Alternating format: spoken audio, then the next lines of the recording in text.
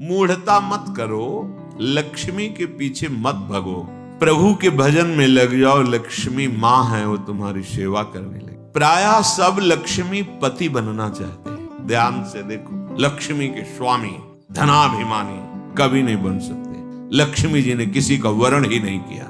जब समुद्र से प्रकट हुई तो सब विराजमान थे। लक्ष्मी जी ने उनका वरण किया जो लक्ष्मी जी की तरफ देख भी नहीं रहे थे, श्री भगवान का। लक्ष्मी माँ है, जगत माता है। मूढ़ता इसीलिए कहा है, कुत्र विमूढ़या सिरे, ए विमूढ़, मूढ़ता छोड़। माँ को तू कैसी भावना से देख रहा है? सब लक्ष्मीपति बनना चाहते। अरे लक्ष्मीपति है वो तो केवल श्री हरि है। दूसरा, लक्ष्मी के स्वामी केवल भगवान श्री हरि है। भगवान के ना चाहने पर भी उन्होंने भगवान का ही वर्ण किया। आप दासत्व स्वीकार करके प्रभु का जब भजन करेंगे तो लक्ष्मी माँ है, आप उनके पुत्र हैं। वो भरपूर आपको जो कुछ चाहिए वो सब दे दे। बात मानो, समझो। मायापति है श्री कृष्ण, वो आप मायापति बनना चाहते हैं, थप्पड़े मारेंगे। गलत दृष्टि रखता है। हम सब आकांक्षा करते हैं कि लक्ष्मीपति बने। देखो अंदर से देखो, किसी कोई भाव आता है कि लक्ष्मी तो प्रभु की प्रिया है, प्रभु की प्रिय है, पत्नी है। अगर हम प्रभु का भजन करेंगे तो माता हम पर कृपा करेंगे, पर हम माता नहीं मानते और जानते हैं कि माता की तरह भरण पोषण लक्ष्मी जी के ही द्वारा हो रहा है, उन्हीं का वैभव। तो आप स्वामी मत बनिए, मूढ़ता त्यागिए। अगर आप लक्ष्मी के पीछे भागते हैं स्वामी बनने के लिए तो दंड ही मिलेगा। वैसे माता जी की पर्सनल सवारी जो है लक्ष्मी जी की, वो जानते हो क्या है? उल्लू। मतलब जो सार था वो मिला नहीं, असार में भटकते रहे। जब तुम ऐसा कुछ करोगे, अगर वो अकेले आए भी ना तो उल्लू बना देंगे। उल्लू बनाना जानते हो?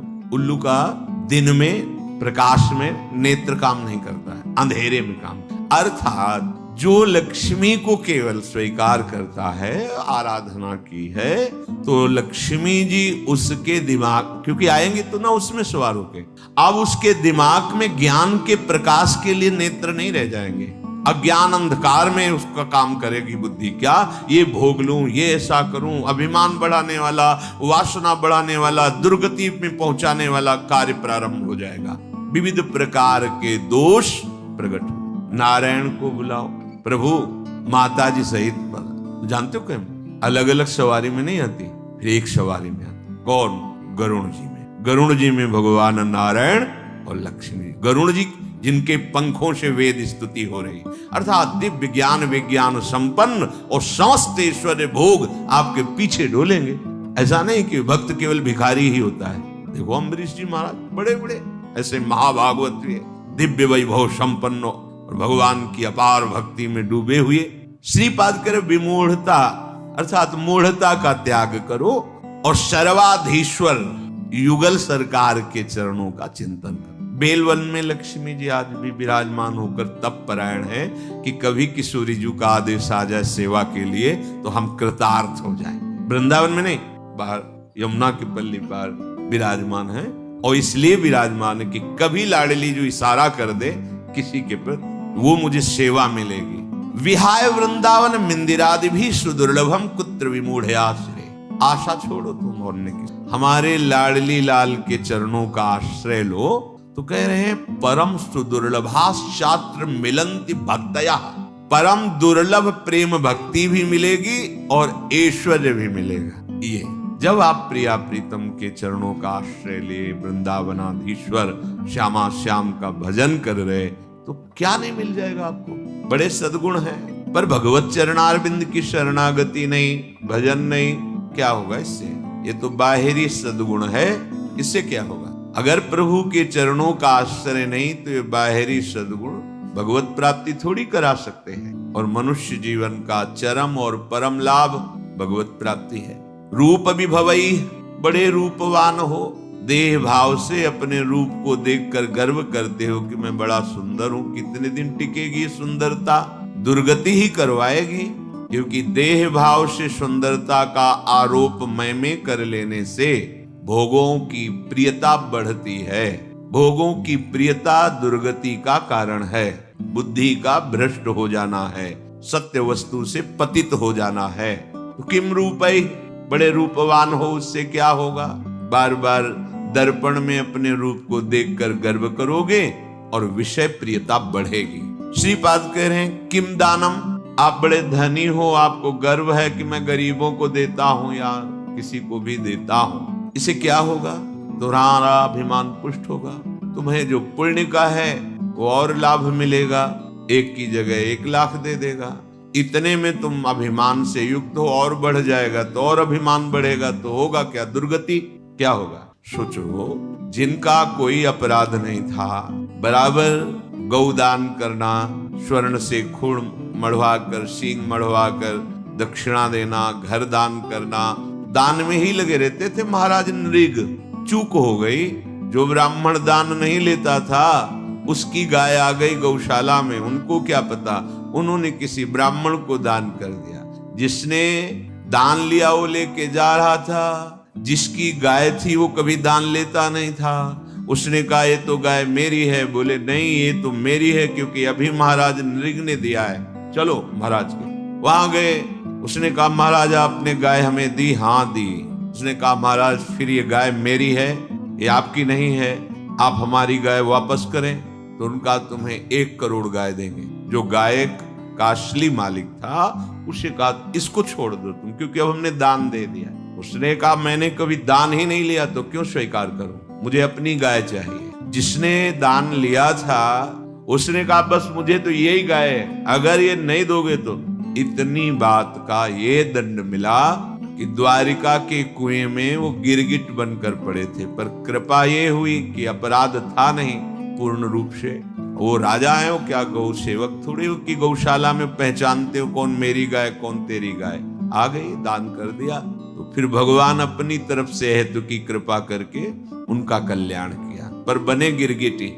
विचार करके देखो, इतना बड़ा दान अगर भगवान हेतु की कृपा न करते तो क्या बने हुए पड़े थे। तो किम दानम, अहंकार करके कि मैंने इतना रुपया दान किया, इतनी वस्तु दी, वो आपको मुक्त नहीं कर सकता। और वही वस्तु हे प्रभु आपके द्वारा दी हुई वस्तु दैन्य भाव से आपको समर्पित करते हैं, हो गया, ये भगवत प्राप्ति का कारण बन जाए। किसी को भी जब कोई कभी सेवा करे, दान भावना न रखे, मेरी वस्तु नहीं है भी नहीं, वास्तविक मेरे प्रभु ने दी है। प्रभु की दी हुई वस्तु से प्रभु स्वरूप सामने आए हुए को जो हम सेवा कर रहे हैं, रिझा रहे हैं, उसका फल हो मेरे गोविंद मेरे पर प्रसन्न हो। त्वदीयं वस्तु गोविंदम तुभ्यमेव समर्पये। हे प्रभु आपकी दी हुई वस्तु आपको, ये दान नहीं, ये भगवत प्राप्ति का हेतु है, ये सेवा है। किम दानम, बहुत दानाभिमान है, दान करते हो 1 की जगह लाख दे देगा मेरा मालिक, महालक्ष्मीपति है, महाऐश्वर्यवान है, महान विभूतियां उनके चरणों की आराधना करती रहती हैं। श्रीपाद कह रहे हैं यज्ञ आदि भी बड़ी बड़ी यज्ञ करते हो, पर भगवान की शरण में हो करके उनकी भक्ति का भाव नहीं, तो क्या होगा यज्ञ से? देखो यहाँ के ब्राह्मण मथुरा के यज्ञ कर रहे थे, भगवान ने अपने सखाओं से कहा जाओ तुम्हें भूख लगी है तो उनसे मांग लो, जाकर कह दो श्री कृष्ण बलराम आज इधर गौवें चराते हुए आए हैं, हमें थोड़ा सा भोजन दे दो। गए, साष्टांग प्रणाम किया और कहा हे विप्रो, भगवान श्री कृष्ण बलराम जी पधारे हैं सखाओं के साथ, उनको भूख लगी, थोड़ा सा भात दे दो, अन्न दे दो। उन्होंने अनसुनी कर वो गए, बोले प्रभु देने की तो बात जाने दो, बोले ही नहीं, देखे ही नहीं। बोले तो उनकी पत्नियों के पास होगा। प्रभु जब पति ऐसे निष्ठुर है तो पत्नियां कैसे दे सकती? बोले नहीं, वो मेरी बड़ी भक्ता है क्योंकि मेरी चर्चा सुनती रहती। वृंदावन की मालिनी पुष्प लेकर दोना में और घर में देती थी मथुरा में जाके, और रोज चर्चा। आज लालजू महाराज ऐसी पोशाक पहने, आज ऐसी लीला की, आज बकासुर मारा, असुर ऐसी, वो लीला सुन सुनकर आसक्त चित्त हो गई थी। कब ऐसा सौभाग्य होगा कि प्रभु मुझे दर्शन, जे भी सुना प्रभु भूखे हैं, सुंदर भोग बनाकर ठाकुर जी के लिए चल पड़ी, रोकने पर भी ना रोकी। तो एक महान यज्ञ करने वाले भगवान की अवहेलना कर रहे हैं। स्वयं यज्ञ भोक्ता भगवान उनसे भोग मांग रहे कि ले आओ, भूख लगी है, और वो यज्ञ में क्या इन ग्वालों को देना, ये बात उनके मन में। तो यज्ञ का फल क्या हुआ?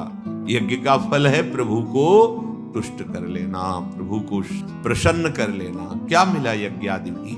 अगर भगवान की शरणागति नहीं, भगवान की भक्ति नहीं, तो यज्ञ से क्या होगा? श्रीपाद कह रहे किम विख्याति सतैह, तुम्हारा शास्त्रों लोग, सैकड़ों लोग, लाखों लोग यश गान करते हैं, बड़े प्रतापी हो, बड़ी महिमा है, बड़े पदवान हो। कितने दिन टिकेगा ये पद? कितने दिन तुम्हारा शरीर टिकेगा? परिवर्तनशील संसार है, छूटेगा पद, शरीर भी छूटेगा और लोगों की बुद्धि भी परिवर्तित हो जाएगी।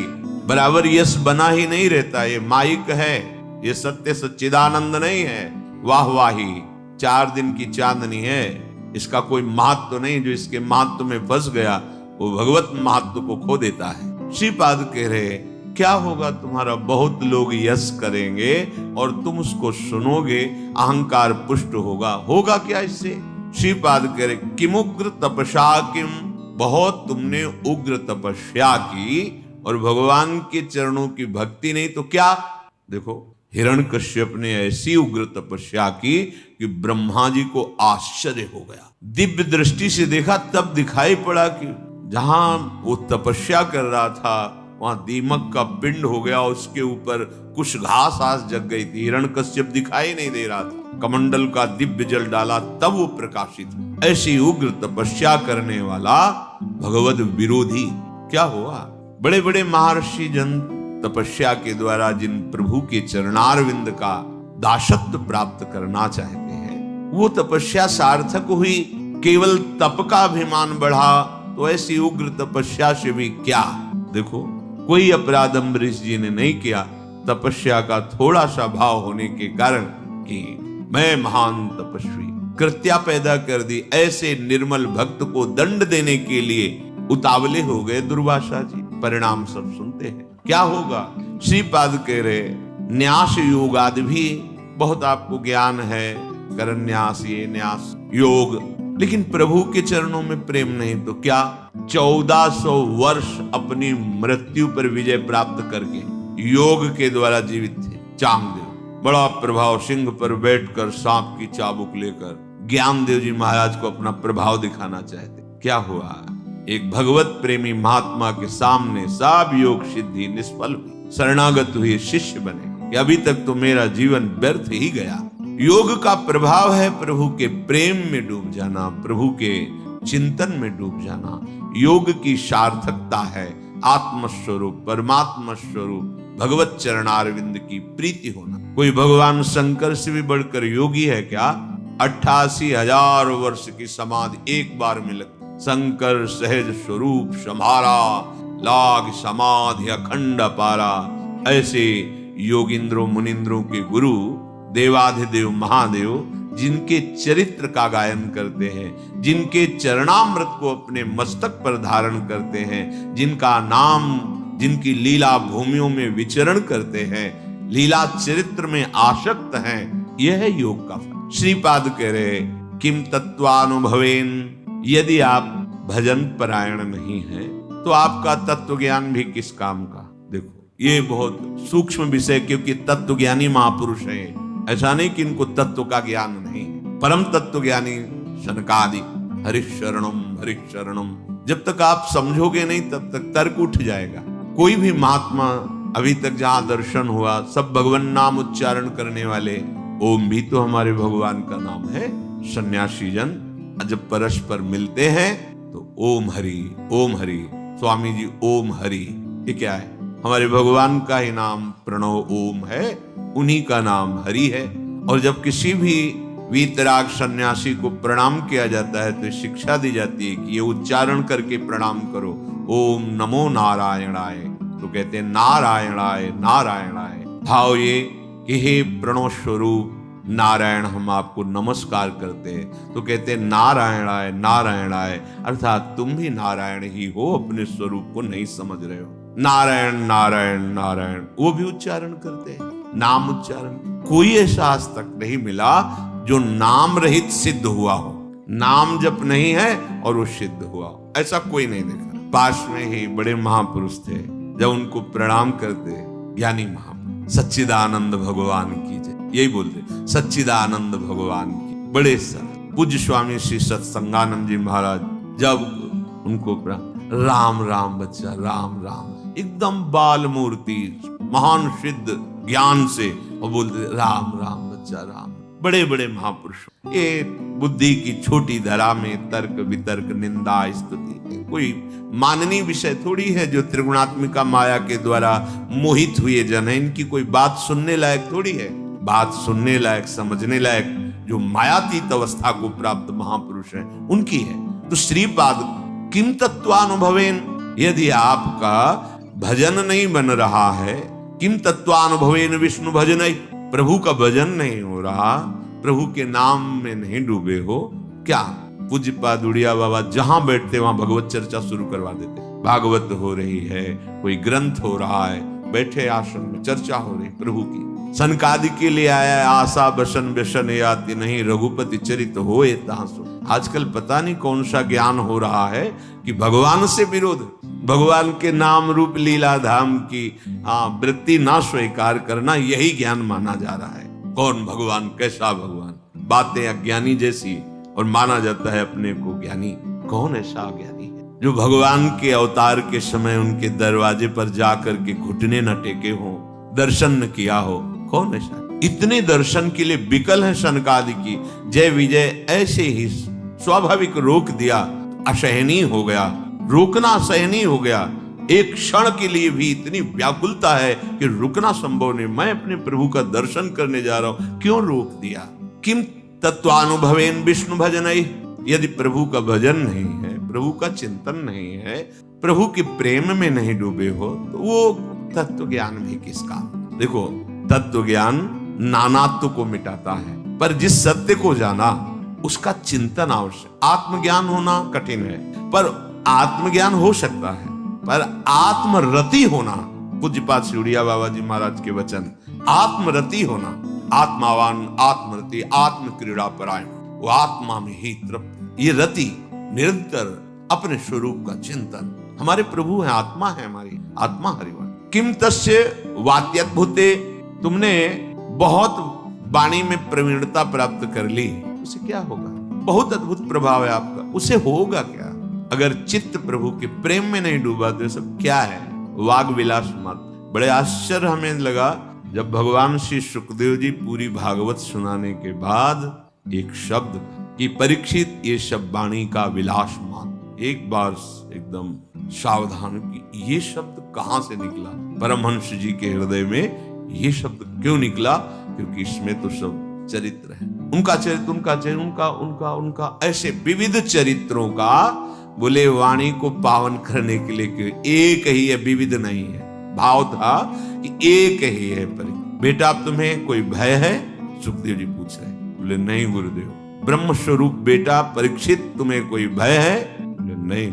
एक तक्षक क्या करोड़ों रूप मृत्यु का साक्षात कराल रूप धारण करके आ जाए तो अब आपकी कृपा से मुझे कोई भय नहीं रह गया मृत्यु का। ये अगर तत्व ज्ञान हुआ और भजन नहीं, देखो कैसा प्रेम है श्री शुकाचार्य जी को भगवान श्री कृष्ण की लीला से, रूप से, उनके नाम से। यो वृंदावन ईश मोहन रसे प्यासीन सर्वस्वधि, ये वृंदावन के मोहन युगल सरकार श्यामा श्याम। यदि इनके नाम में प्रेम नहीं, इनके चरणों में प्रेम नहीं, इनकी लीला में प्रेम नहीं, इनका तुम्हारे हृदय में अपनापन जागृत नहीं हुआ तो क्या विद्या, क्या शील, क्या कुल, क्या रूप, क्या वैभव, क्या दान, क्या यज्ञ, क्या यश, क्या तपस्या, क्या न्यास, क्या योग, क्या तत्वानुभव, क्या बहुत वाणी का विलास, क्या सबका एक सार बात है। सब साधन कर यह फल सुंदर, प्रभु पद पंकज प्रीति निरंतर।